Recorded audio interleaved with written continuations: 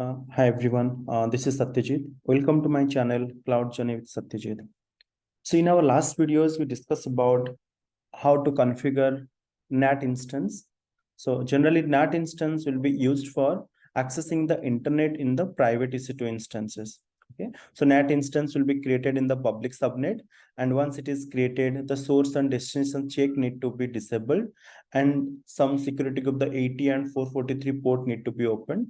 Once that is done, that Nat instance ID, nothing but that's ENI, will be added into the private subnet route table. Once that is done, we can able to access the internet. Okay, so by which we can access the internet in the private EC2 instances. But Nat instances have some problem statement. Okay, have some disadvantages or challenges. Okay, we can just review those challenges and we can understand which services can be fit for that. Okay, now the first is the limited scalability. Okay, because we are creating a NAT instance. Okay, means like we are configuring the instance type. If it is a T2 series or M series, like depending on the number of CPUs and RAM. Okay, if it's a T2.micro, okay, it means like 2 GB of RAM or 2-core processor something, then again, like if number of traffic gets more, like number of requests are getting more in the private subnet, let's say 10 EC2 instances, all that 10 EC2 instances outbound traffic, like the NAT gateway, they're accessing the internet via the NAT instance. So when number of traffic increases, then that NAT instance is unable to accept the traffic. It will not be scalable.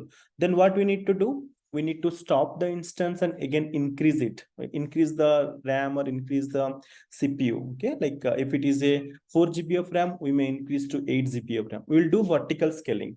On that cases, first problem, downtime required, because to do that, we need to stop it a minimum 10 to 15 minutes time it will require. So by that time, the private EC2 instances cannot able to access the internet. Okay, that is one challenges. So it is not scalable.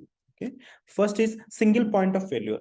As that EC2 instance serving the traffic and everything, if that EC2 instance goes down, maybe any hardware issues or maybe anything, okay, maybe availability zone failure or something, anything, then it's a single point of failure. If that goes down means, then we cannot able to access internet from the private subnet, okay, to primary EC2 instances. So this is the single point of failure. Then additional cost. Okay, so there are two types of cost. One is the cost of the EC2 instances. It means the hardware you are using. Okay, so per hourly basis pay you have to give. That is one cost. Second thing is, as we are using that EC2 instance, we are sending data transferring. Okay, so the data transfer will be associated. It means we have to pay the hardware cost per hour, and the data transfer, whenever we are using it, the data transfer cost we have to provide. That is, and the last one will be the additional management overhead. It means, as it is a EC2 instance, okay, so we need to manage all the patching, all the securities, and managing everything, the monitoring, everything we need to manage it. Okay, because if something vulnerability came or something happened, means because that it's publicly available, right? So there might be a problem, so we need to manage it. Okay, these are the challenges in the NAT instance. Though we are able to access internet, but these are the challenges. Then how this can be improved? Okay, so now the problem statement is, our requirement is we can access the internet, but how? The less cost, more scalability, high availability, and easy to use. We don't have to manage it. How this can be done? This is my problem statement. Okay, the answer is now the NAT gateway. Okay, so now what is NAT gateway? Okay, NAT gateway is, it's AWS managed services. AWS itself created. We don't have to create it, only we have to use it. But in case of NAT instance, the NAT AMI is available in the marketplace or community AMIs, but we need to create it, the EC2 instance. But in case of NAT gateway, we do not have to create it. It is managed by AWS and everything. Now talking about scalability, NAT gateway is more scalable. It means if number of users increases or number of users decreases, NAT gateway itself, it will be scale up and scale down. It can manage more number of traffic. Okay, that is one thing, scalability. High availability, NAT gateway is designed with high availability in mind, like it is span across multiple AZ. Okay, and if one AZ goes down, any one availability zone goes down, but it will be highly available, so we don't have to worry. Okay, that is high availability. Simplified management means it is fully managed services. AWS take care everything. Okay, AWS take care of everything like patching, monitoring, everything AWS manage, only we need to use it. Okay, that is management, it's simple. And the last one is that it's a cost effective. Cost effective means only we have to pay the data transfer cost. We do not have to pay for the services cost. Like in case of Nat Instance, we need to pay the EC2 instance cost along with the data transfer cost. But here we need to pay only the data transfer cost.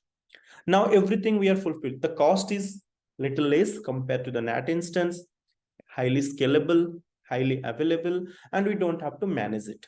Okay, so now let's jump into the practical. Okay, let's see the architecture diagram of the NAT gateway. So we have a VPC, and the VPC we have an internet gateway. Like generally when we create a VPC, we have to create an internet gateway. We need to attach it. Okay, without internet gateway, we cannot do anything. Okay, so once internet gateway attached, we have two subnets. One is public subnet and private subnet. And NAT gateway will be created in the public subnet. And once that is created, it need to be added in the route table of the private subnet, just like NAT instance. NAT instance will be created in the public subnet, and once the NAT instance created on the private subnet route table, we need to add a route, and we need to add that NAT instance ENI. Like that, NAT gateway will be created in the public subnet, and once it is created, it need to be added in the route table of the private subnet or private server. Okay, this is the traffic, and the internet traffic will be when we access internet from here, it will go to the NAT gateway first, and from NAT gateway it will go to the internet gateway. From that internet gateway it will access the internet. Okay, just like from this server I need to install some package. While I am installing, the traffic will go from here to the NAT gateway, and NAT gateway having an elastic IP. Okay, it's a public IP. It will go to the NAT gateway, and from NAT gateway it will go to the internet gateway, and from there it can access the package or something. Okay, let us jump into the practical. So I have two server. One is jump server and one is app server. So jump server, it is in public subnet. If you see, it's a public subnet, and if the app server, it is in the private subnet. Okay, it is in the private subnet. So I can access to the jump server. Let me open terminal. Okay, I already copied the command. So this is my public server. Okay, if I hit ping google.com, it is going to work because it has internet gateway. Okay, it is going to work. Now I need to connect to this private server. This is my private server IP, and I am able to connect it. But when I hit ping google.com, it is not going to work because it doesn't have any NAT gateway or NAT instance. Okay, earlier I created NAT instance, but I deleted it. Now we need to create the NAT gateway. Okay, let me hit it ping google.com. Okay, it is not coming. Okay, let me create the NAT gateway. So when we are going to create a NAT gateway, you need to go to the VPC, and from there VPC left hand side you see the NAT gateway, and you need to create a NAT gateway. While we create a NAT gateway, you need to specify any name. So let me space an MVPC hyphen a hyphen something. I can give NAT, any name, but you need to specify the subnet. So here we need to specify the public subnet. If you specify private subnet, then it is not going to work. So you need to specify the public subnet. So public subnet of A, VPCA. Okay, I specify. Then the connectivity type. The connectivity is a public connectivity or private connectivity. Let me, for this practical, I'm selecting the public connectivity. Okay, and as I said, it requires an elastic IP. So we need to allocate one elastic IP. Okay, and if you have an elastic IP, you can select it. As I do not have an elastic IP, I need to allocate a IP. So once I allocated, this IP will be given by the Amazon. If you see, this is elastic IP, and the elastic IP is a static IP. It is not going to change. Okay, once that is done, that's it. I need to create an NAT gateway. Okay, once that is created, it will take some time to be in available state. Okay, and if you see it is in pending, it will take some time. By that meantime, I will pause the video, and once it is available, I will start it. It took around 2 minutes to time to become available. If you see, my NAT gateway is in available state. So once the NAT gateway is available, then we need to add into the route table of the private subnet, okay, or the EC2 instance where it is created. Let me verify. I need to go to the EC2 instance. Okay, and the app server. Okay, you need to go to the app server, go to the networking, and go to the subnet. And to select the subnet, go to the route table. If you see, there is a ENI added, the yesterday one, but it will be in a black hole state. Okay, I need to check. If you go to the NAT route and edit route, as I have deleted the ENI already, so I need to remove it, and I need to add a route and specify the 0.0.0/0, and I need to specify the NAT gateway. Okay, and add it. Okay, by that meantime, let me log into the screen. If you see, the ping itself is not coming, ping google.com. Let me cross verify. If you see the ping.google, it is not working. Okay, let me add the NAT gateway and save the changes. That's it, right? So now if you see, the ping response came out. Okay, now pinging is fine. If I hit again ping google.com, so it is going to work because I'm getting the ping response. That is because of NAT gateway. Okay, so NAT gateway, so that's it about the NAT gateway. So how the NAT gateway, it will be improved. It has scalability, it has high availability, and cost is also less compared to the NAT instance, and easy to use and manage. Okay, so that is about NAT gateway. And then we can create multiple NAT gateway in a VPC. So if we have a requirement, we require more bandwidth. So NAT gateway can go up to 45 Gbps bandwidth. Okay, so but if you require many more, okay, many more, then we can create multiple NAT gateway. Let's say we have 3 private subnet. Okay, I can create multi. So if you see, specify the VPC. Okay, let me go to the NAT gateway and specify the VPC A here. Okay, I have one NAT gateway. Let me create another NAT. If you're going to create another NAT gateway, if you say VPC -A -NAT -2 something, and specify the one public subnet, so no problem.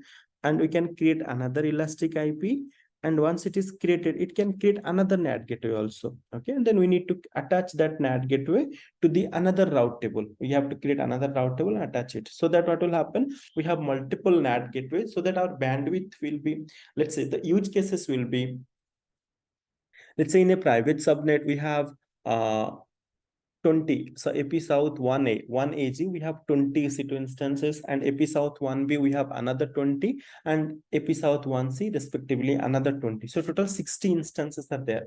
And we required, all are private, and require more connectivity, and the data transfer is happening every second, okay? From EC2 instance to S3 or from DynamoDB, whatever it is, the data transfer is happening and the data sending. So if all that VPC having one NAT gateway, and at a time all 60 EC2 instances doing that, sending the data, retrieving the data, so there might be a slowness issue. But if you want, we can create 3 separate NAT gateway. Okay, one is for one AP South 1A, one is for AP South 1B, another is on AP South 1C. Once that NAT gateway we have created, we attach it, so that for the 20 city instance, one NAT gateway. So the communications will be faster and the bandwidth will be very, very high. Okay, and AP South 1B also respectively. So we can add multiple NAT gateway to overcome the slowness issues. Okay. So that is the more benefit of NAT gateway over the NAT instance. Okay, then we will discuss more about what is the private routing of NAT gateway. So we discussed today what is the connectivity type of public, but we'll discuss more about what is the private NAT type. Okay, and if you have any questions, you can put in the comments, and I will read those comments and I will help you out.